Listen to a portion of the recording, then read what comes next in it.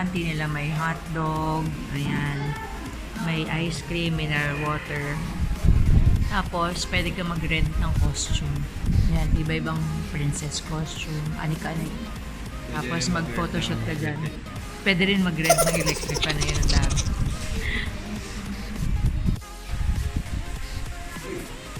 This way to the tower. Ilang steps yan, te? 94? 84. Thank you. Daddy, 84 steps daw yan. Exercise.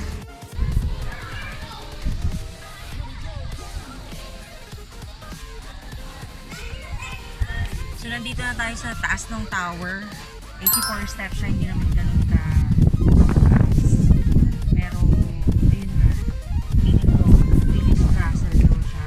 Parang ang purpose niya, Disneyland. Pero until now, I finish pa rin. Medyo hindi siya ganun kamingin kasi nakit dito sa tower building. Baba na tayo.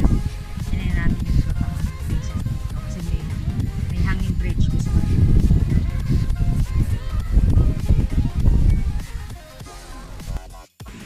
So, doon sa nakakaalam kung bakit siya unfinished, paki-comment lang. Salamat!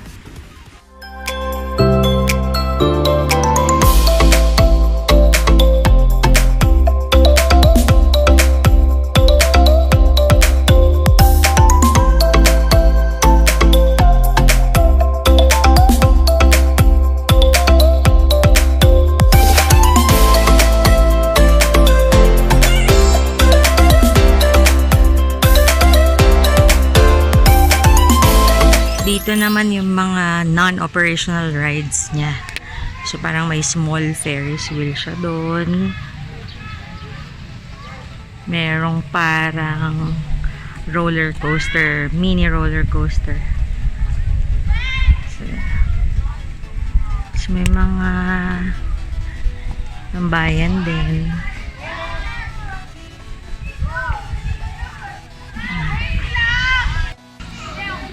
So, yung pinanggagalingan niya, yung parang entrance niya, dun. So, malayo-layo siya. Going inside. Yan yung way.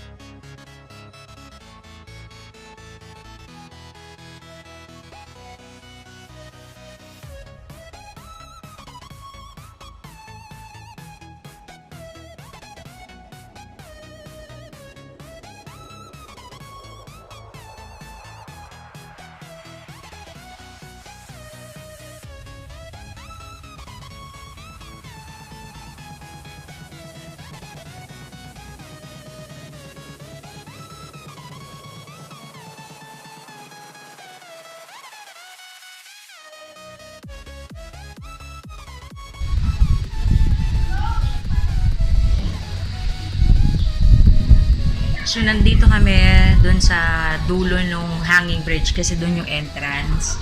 Tapos, dito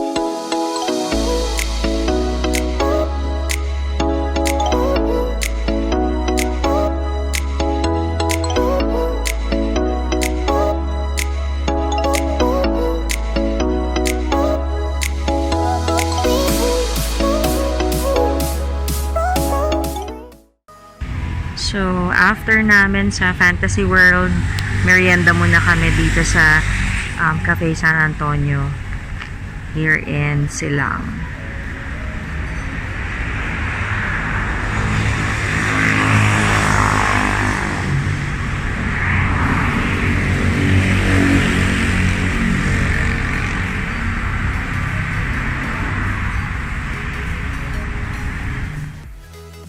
So yung coffee shop nila, maraming images ng mga saints, tapos maraming religious items doon eh. So I ordered for cafe caramelato and coco ube muffin kasi medyo busog ako.